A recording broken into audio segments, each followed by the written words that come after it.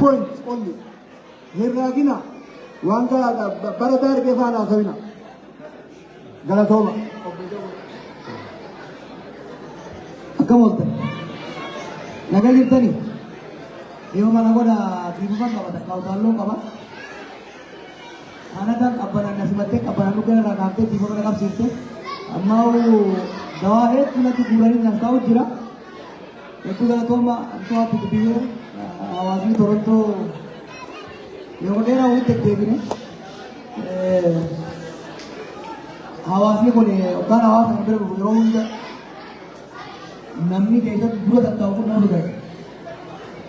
Gameeyyii qabsoo kana keessa yeroo dheeraa turan gaafa qabsoon tun tattaa'aniif jettee eegamu keessa turan biyyarraa dhiibamtanii Jabuutiin hargee isaanii Yamaniin gara hundaan Xaaliyaaniin Jarmaniin irraa dhufan warra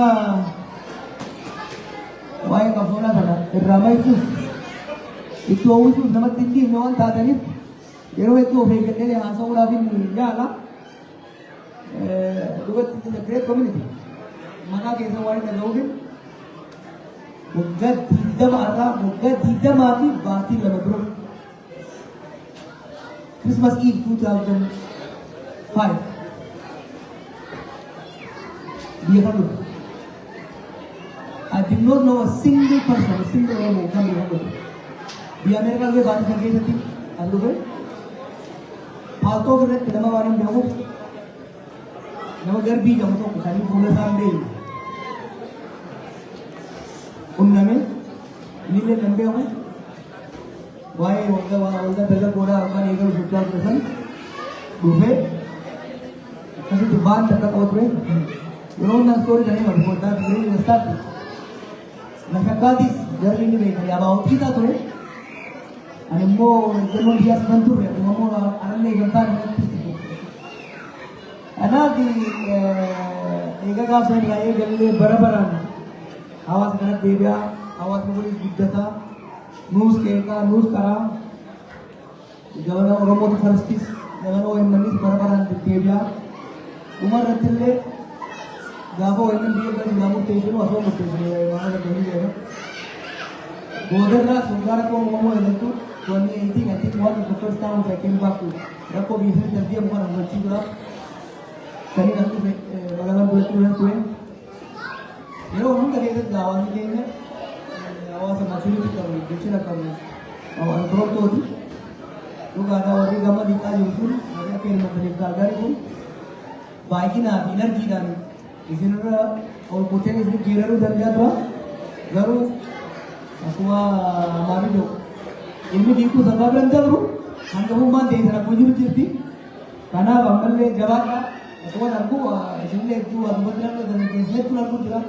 Lolen kaya betul, lolen kata betul. Bagi nanti bagi asal pun itu nama gambar tu.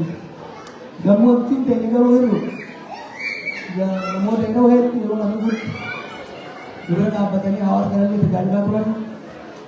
Mulai sekian rumah gambar dah, OMN zero lah pasal dua jilabe.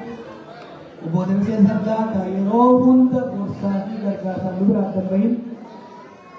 Namun terhad, namun jauh bermula dengan timbalan ni, osok jirat tadi berapa orang jadi itu dari tu yang tahu semua, nulle kerana kini saru. Wanita bukan, gawe sari dulu. Isam boleh करने वांगार और करने मो इसम boleh करने मिला करने मो इसम boleh करने आके का खायो मत नहीं करने मो इसम boleh करने वन इसम बोलता करने मो वन इसम सर्टिफिकेट होते हैं जो वन है hopefully हंगा माती वन मॉडल जो है वन साल से चीज़ ते सर्टिफिकेट हो जाए ये ना जरूर वही ना घर वाला गला उम्मा के ना बकरा बना बोला क्या बोला संगा पे Wan mata kau cium tu mata kana kalbi kapsu akar indra ini rab ka kafaran nade itu bi sini karar kan nae bu bi sini le sarwan plan kan hinja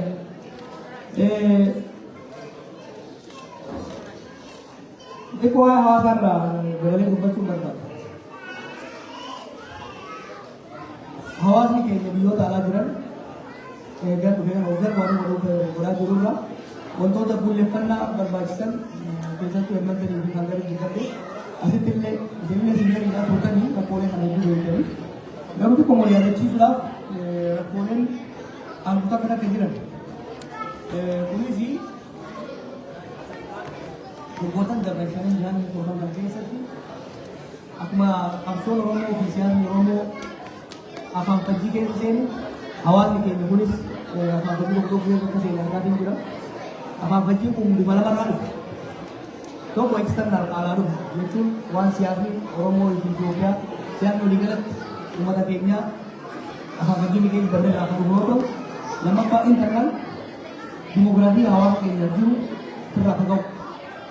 Baqattoonni hedduun haaraan dhufu akkasumas ijoolleen lafaa ta'an dhufu irraa kan ka'e rakkooleen ani argu kan isin irratti xiyyeeffatu kan isin beektan garuu immoo wal yaadachiisuun waajjira ta'e barbaachisaa ta'e kan hin argu jira. Wanni an arge waan positive ta'e wanni arge jira wanni negative ta'e jira. Wanni positive ta'e namni keenya afaan fajjiin hedduu keessa jiraatu gaarii faca'an. Abboommaalee jajjabduu ijaarratee jira. Waldaalee amantii cicciifatee jira. Hadur masjida nama biraatti salaatu, hadur cherchii nama biraatti nama biraatu amma hifii ijaarratee babal'ifataa deemaa jira. Abboommaaleen bifa adda addaatiin ijaaraman kun walis gargaaranii waajjirri wal gargaaranii biyyattiif dhibba loogaan fidhamne maatii keenya gargaaru irratti maatii qabsaa'oo fedhaa jiranii wareegamanii hedduu gargaaru irratti shoora guddaa qabatanii jiran. Bifa negatiivis immoo abboommaalee fi waldaalee kun jajjabaachuu akka hojii ta'e akka hawaasaatti akka Oromootti harcaatiin mul'ata. Laaffachuun ni mul'ata jechuudha. Namni keenya mirqaan hedduu qabaachaa ture. Hedduu qabaachuu dhabu. Gargaarri bitoo riseet pre-2012 yaadatan baroota santuraa waan tokko amma tokko harca'uu ni mul'ata.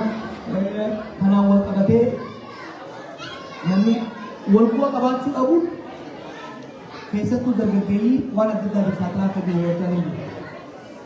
Hojii dhabdummaadhaaf, abdii qotannaadhaaf, araada garagaraatiif, yakka garagaraatiif saaxilamuudhaan tokkoffaa osoo isaan hin taane saaxilamne kanarratti ooluudhaaf hojii hojjechuu hin dandeenye maal fi hawaasa keenya waan faffaca'ee jiru. Erga isaan rakkoo seenanis dhaqqabuu fi hin dandeenye. Torontoos Kaagaris mantanis bukoon adda addaatti ilmoota Ameerikaa biraattis rakkooleen kun waan jiraniif rakkoolee kana furuudhaaf abboommaaleen waldaaleen amantii cimanii turuu fuula kunnuu ta'e hagoobara waldaalee kanaa sibiila fi cimaa waldaa hawaasa Oromoo sadarkaa biyyoota alaatti jaala deemsitanii ijaaruun barbaachisaa ta'e namni. Waggaa kana ijaaruun immoo hubannaan barbaachisaa maali? We need to redefine the mission. Ayyoon faan, Butaandaleen faan, Saaddoon faan, warreen dura turtan, warreen dura turtan ni beekanii. Waldaa hawaasa Oromoo dhaabbataan kan dura gaafa ijaartan akeekni guddaan qabsoo Oromootiin ni ture. Fuulleffannaan guddaan harkisa galtan Oromiyaa fi Oromoo irratti kan fuulleffate ture. Oromoo fi Oromiyaa biyya jiru. Amma garuu akka malee wantoonni hedduun jijjiiramanii jiru. Gaafasi waan kana ijaartan Oromiyaan ni gurgurara Oromiyaa jiru. Gaafasi waan kana ijaartan Oromummaanii fi afaan keenya dubbachuu rakkisaa ture akka qabsoo fi aarsaa uummata keenyaatiin jijjiiramee amma tokko dhufee jiru. Ammatti fuulleffannaan guddaa kan dhufu qabu kanatti godhuu qabu hawaasa keenyatti godhuu qabu internal. Uummata keenya biyya alaa jiru ijoollee biyya alaa dhufaa jirtuu fi biyya alaa kana dhalattee guddattu kana aranii tiisanii kanarraa akka ma'i kanarraa maqees kanarra deebisanii ifiifis akka dhuunfaatitti namni biyyi Kaanadaa sittiin boontu sabni Oromoo sittiin boontu. Hawaasa kanas tajaajilu hawaasa kanas irraa tajaajilamu. Oromoon biyya jirtus irraa boontu gara fuulduraan immoo irraa fayyadamtu akka ta'u dandeessisuudhaaf ayisii arjansi. Detail waan beekanii keessa deemuu danda'u. We are heading to a very serious crisis. Crisis hawaasni fuuldura ture keessa dabre keessa saffisaan seenaa jira.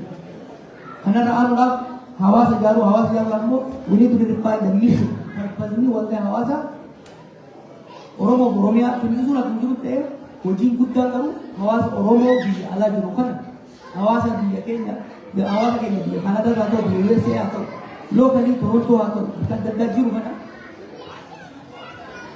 ijoollee lamaan dhufurraa hanga manguddoota soorata bahaa jiran kana tajaajilu irratti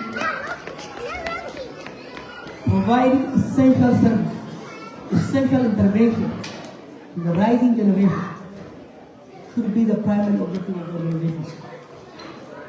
Hawaasa kan deemsaa cimsaa, isin malaamni qabdanii, waldaa kana cimsaa, ijoollee haaraa kana sirriitti qabaa, ijoolleen haarayninis abboonni keessan jiran kun cabbii kana keessatti gubachaa Oromoo Oromummaa akka malee asiin gahan isinis isaan kabajanii warra gurguddaan ijoollee jajjabeessitanii saffisaan waldaa hawaasaa yoo cimsan malee rakkoo hamaan na mul'ata.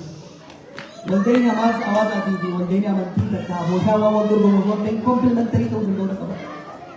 Waa wal gargaaru waa wal tumsu malee waan biyya wal buusu ta'uu qaba. Har'a lafii wal dhageetti ture. Ibn Abbas fakkaata. Guddaa hawaasa keenya tajaajiluu danda'a. Bifa adda addaatiin waldaan hawaasaa ni jira. Waldaa warra amantiis gargaaruu danda'a. Afooshaaleen adda addaatis fayyadamuu danda'a. Kanaaf yoo walii tumsitan malee you are going to lose the generation. Rakkoo kun immoo badiinsa isin warra jiru qofaaf osoo hin taane waggaa namni keenya hidhame waggaa namni keenya akka adda addaa keessa seenee niwusiin wanni gaarii isin hojjettan good news is not really news, beeka. It's a bad thing that makes news. Headline waan gaarii miti. Aaran waasii wal geenyee kitaaba biyya gurgurree kun news miti. Rakkaatti qoota godhoo wantee garuu news headline ta'a. Oromoo wal geesseeti kitaaba eebbiftee wal eebbiftee deemteen oduun ta'u. Osoo waan rakkaatti qaatu godhee ramshaan Oromoo wal geessee ramshaan wal geessee. Kun uummata keenya biyya jiru. The biggest contribution Oromia expects from you is positive news. It's not big. Maleen keessa jiru gargaara. Maleen biyyi jireenyi qaala'e. However, more than your material contribution, more than your political contribution, positive attitude, positive news. Misoon Oromoo takka doktara taatee sadarkaa guddaan eebbifamte. Misoon Oromoo takka injiinar taatee eebbifamte.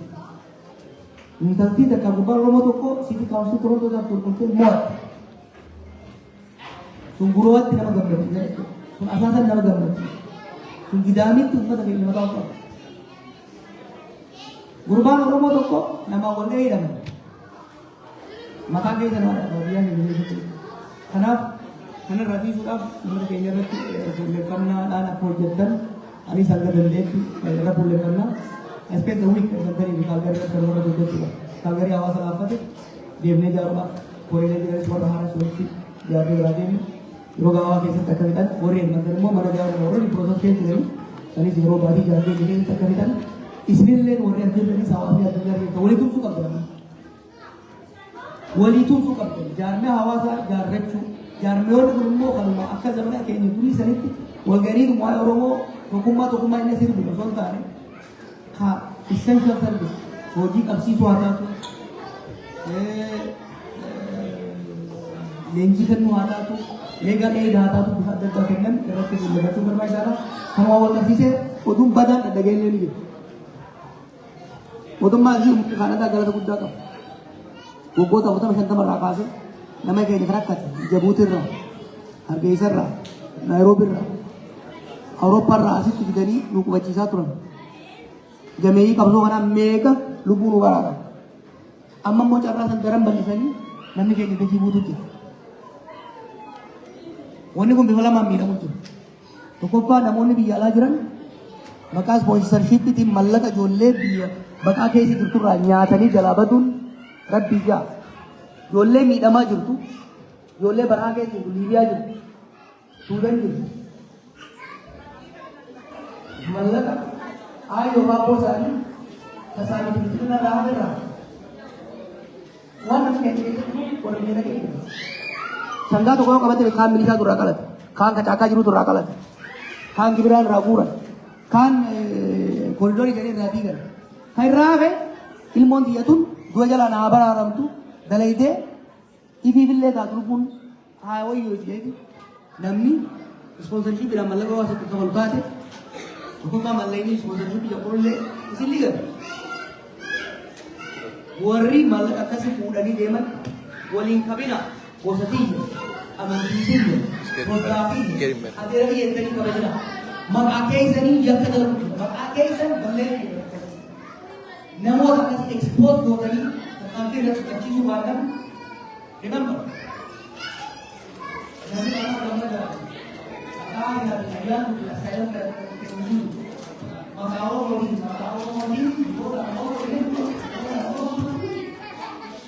Wani namun kita kira mungkin kita akan yang bisa dengar tapi itu aku mau soalnya itu sampai wajar. Namanya asli ini dua dapat maka rupa sih nata tu malim nama bidu. Maka kayak ini itu maka kayak ini dah terlalu cira maka kayak ini jaga terlalu cira maka kayak ini mesti nabi itu bila dapat. Maka kayak ini mau cuma ada dalam orang tadi bodoh. Aku lama worry hawani churchi abortion banjiri kota di boleh segitu kota sembar baca dia kalau coba aku malai aku cakap ni lagu muda kerana dua muda juga kami jangan tu no worry jangan aku nanti usah tahu berapa ini cabbi kerana kaisa bahasa rare deh murah kayak ini arra mana orate jolle guddifate jolle sarra baratte jarrati koy yawe kula dirifate agarte so when this achuma karu pensile dete me tani atani benjur hogati ka hora pol jumudate gara maka awasa bal futit maka balle sutit demtan akasumas namonni wal murki addaddati murrumma fatatu ilal addaddati jecha jolle dongortitanille kanarra akka vegan amsa dabartum barbada hala biyarat lagafi entu gandra marianna look intu ummata gudda ummata gadat ummata bakata kangan munjam bikhedu ge garsis ummata ga chachaban jau khane garsine ummata marid ummata sirnat hanga mariannit hanga yaanne yaada sa walitti inne qarree wa qarree karoora baafne tarsiimoo baafanne tarsiimoo sanii masa qabnee deemnetti rakkoon nuti irraa haaluu hin dandeenye hin jiru. Haalli waggoota jahan torban kan mudate isin ni utu'aaf baroo san dura sirna alagaa murna orma biraa keessaa dhufe murna abbaa irree orma biraa maqaa dhayatee dhufe angoo qabateen cunqurfamaa turre sirratti qabsaa ture. amma immoo murna gateetti qabsoo oromootiin aangootti qabatee waslaattummaa alagaan barsiise san uummata keenya irra raawwatu qabsaa jira. Kana karabbi tolcheef ni sirreessina. Karabbi abaare kanarraa maysina. Kana deemina. Cinaa kanarra deemina. Cinaa kanarraa maysina. Kanarra dalayna. We have a plan. Plan itti deemu irra dalagaa deemna rakkoo tokkoon qabu sun. Wanni guddaa isinirraa eenyu primarily I plead with you. I beg you.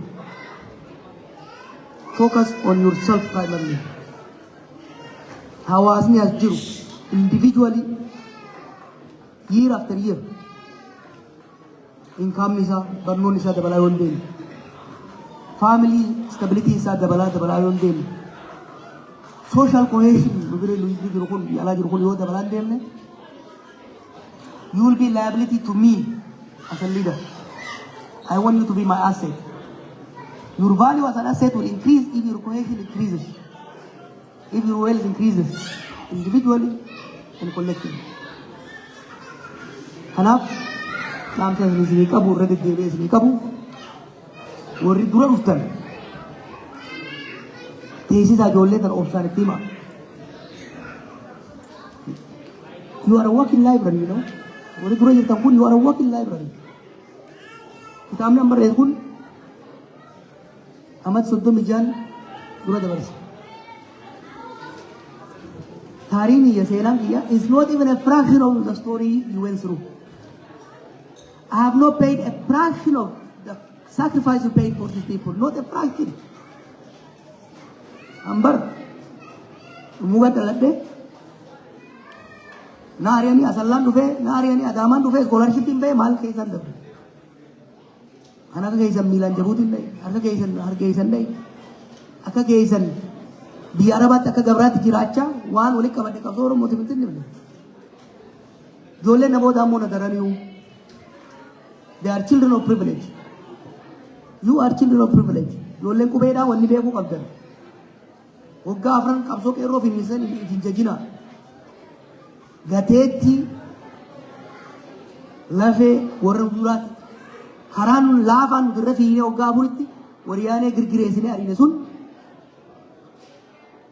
dhiigaaf lafee abboota keenyaatiin taraaran nuun laaffanne. Gaafa manguddoon kun qabsoo eegalan wanni Oromoo jamuun turre jedhama. Oromiyaa dhiisaati, qubee dhiisaati, qeerroo dhiisaati. Dukkana diya babaasanit